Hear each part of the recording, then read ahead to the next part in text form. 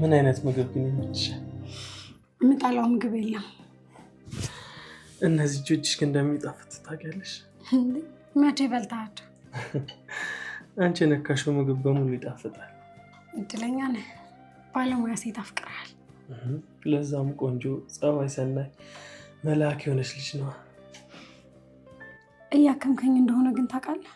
እኔ ምንሽን አከምኩሽ? በመጥፎ ቃላት የተሰባበረ ውስጤ። እንዴት አድርጌ? በቃላቶች ነፍሴን እንደ አዲስ እየወለድካት ነው። እንደማትጎጂኝ ቃል ግቢልኝ። በምን አቅሜ? የእኔ ራብ አንቺ ነሽ። እንድራብ ካረግሽኝ ትገይኛለሽ። በአንተ መበላት ያለመልመኛል። እንድጠውልግ ስለማልፈልግ እንድትራበኝ አላደርግም። ልቀፍሽ? አርፈ ስራህን ስራ። ማን ፈቅዶልን ያቀፍክ? ልቤ። አርፈ ስራችንን ብንሰራ ይሻል ማትወርክ። እሺ ወይዘሮ ሲኖላ። ሰላም ሰላም፣ ውድና የተከበራችሁ የኢና ዩቲዩብ ቤተሰቦች እንዴት ናችሁ? ደህና ናችሁ? በያላችሁበት ዓለም ዳርቻ ሰላማችሁ ብዙ ተርፍ ይበልልኝ። ዛሬም እንግዲህ ሲሎና ድራማ ይዤላችሁ መጣሁኝ። ቀጣዩ ክፍል በጣም እንግዲህ በሚያሳዝን ሁኔታ ሜላት ለሲሎና ምንም እረፍት ልትሰጣት አልቻለችም።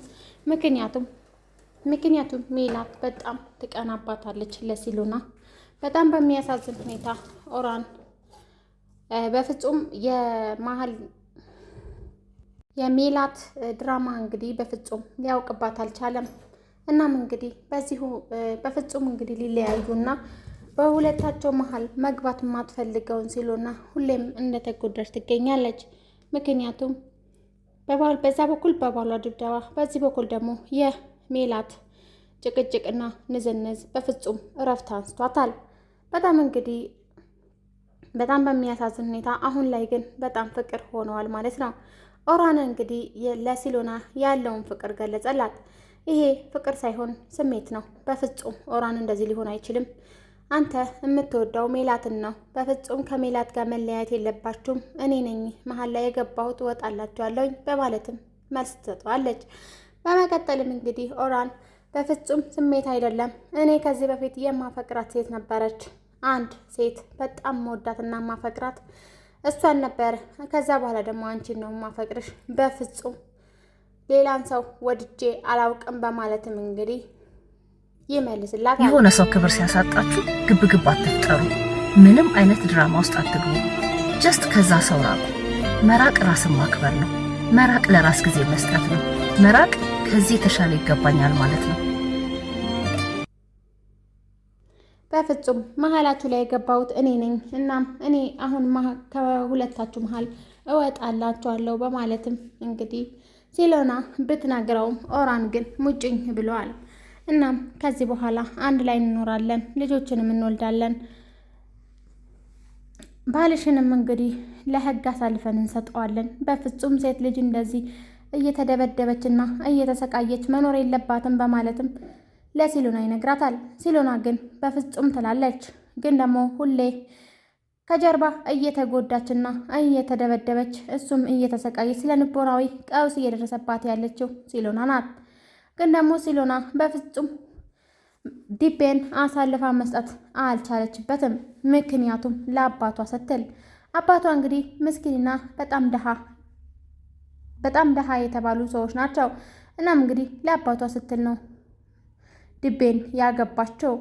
እናም እንግዲህ በጣም በሚገርም ሁኔታ ሜላት በጣም እያስቸገረቻት ነው። መታም እንግዲህ እያስፈራራቻትና እያሰቃየቻት ትገኛለች። በጣም እንግዲህ በሚያሳዝን ሁኔታ እኔ ከዚህ በኋላ አንቺ ነሽ ቤቴ ገብተሽ ባሌን የወሰድሽብኝ አሳይሻለሁኝ በማለትም ሄዳ ከድቤ ጋር ስምምነት ትፈጥራለች። ድቤ ግን ከማንንም ሰው ጋር እንግዲህ ስምምነትን ወይንም ደግሞ እሽትራክን የማይፈልገው ድቤ አጥረግርጎና ሙልጭ አርጎ ሰድቦ ከቤቱን ያባራታል። ይሄ ቤት የባለጌ ቤት አይደለም። እንደፈለግሽ መተሽ ሀሳብና አስተያየትሽን እየሰጠሽ ገብተሽ የምትወጪበት ቤት አይደለም። እኔ ሳልፈልግ ሁለተኛ ቤቴን እንዳመጪ ብሎ ባለፈው እንዳባረራት እናስታውሳለን። እናም እንግዲህ በመቀጠልም ዛሬ እንግዲህ ተገናኝተው አንድ ላይ ሲጠጡ አምሽተው ማለት ነው ድቤ ቤት አንድ ላይ ያድራሉ። በጣም እንግዲህ ሜላት በጣም ደነገጠች፣ በጣምም ተንቀጠቀጠች። ምክንያቱም ኦራን በጣም እየማገጠብኝ ነው፣ እኔ ላይ በጣም እየማገጠብኝ ነው በቤቴ በማለትም በጣም እየተንገበገበች ብትቆይም እሷ ግን አሁን ማግጣለች። ስታውቀውም ይሁን ሳታውቀውም ይሁን አሁን ማግጣለች። እንግዲህ አሁን የእሷ ሚስጥር ማን ነው የሚነግረው? እናም ለማንም ሰው እንዳትናገር በማለትም ለድቤ ትነግረዋለች። ድቤ ዝም በይ እባክሽ፣ ወረኛ ያደረግሽኝ እንዴ? ምንድን ነው ደግሞ ሴቶችን የሆነ ነገር ካረጋችሁ በኋላ የምትንቀጣቀጡት ወይንም ደግሞ አትናገሪ የሚል ወሬ የምታበዢው? ሂጂ ውጪልኝ በማለትም ከቤቱ ልብሷን ወሮሮ ያባረራታል። እሷም እንግዲህ ከዛ ትወጣለች። በኋላም እንግዲህ ተቀጣጥረው ይገናኛሉ።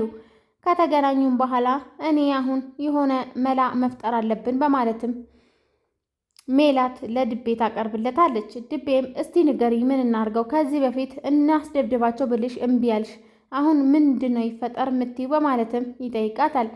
እሷም እንግዲህ በመቀጠልም አይ እናስደብድባቸው የሚለው በፍጹም አልስማማም፣ ምክንያቱም ኦራን እንዲጎዳ አልፈልግም በማለትም አስረግጣ ትነግረዋለች።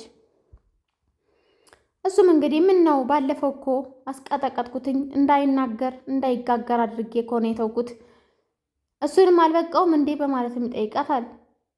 ሜላትም እንግዲህ በመደንገጥ ሲሎና ያስቀጠቀጠችው የመሰላት ሜላት አሁን ላይ እንደነገጠች አንተ ነህ እንዴ ያስደበደብከው በማለትም ትጠይቀዋለች። አዎ እኔ ነኝ ያስደበደብኩት፣ እንዳይናገር እንዳይጋገር እንዳይራመድ እንዳይተነፍስ አርጌ ልኩን ያሳየሁት እኔ ነኝ በማለትም ይነግራታል። እሷም ደነገጠች፣ የመጣባትን ነገር አጣች። ምክንያቱም በዚህ በድብደባው እጅ ያለበት የመሰላት ሲሎና ናት። ግን ደግሞ ድቤ የራሱ ነው ይሄ ነገር ያደረገው በራሱ እንግዲህ ሲያምን በጣም ነው የደነገጠችው። ግን ደግሞ አሁን ሌላ መፍትሄ ማበጀት አለብን ተባብለው ይነጋገራሉ። እናም እንግዲህ ሜላት እሺ አሁን እሷንም ቢያንስ እሷን እናስቀጥቅጣት፣ ከዚህ በኋላ አርፋ እንድትቀመጥና ከኦራን አጠገብ ዞር እንድትል እናድርጋት በማለትም ሀሳብ ታመጣለች። እናም እንግዲህ ድቤ እሺ በማለት ይስማማል። ድቤ እሺ ብሎ ከተስማማ በኋላ ባልደረባው ይደውላል።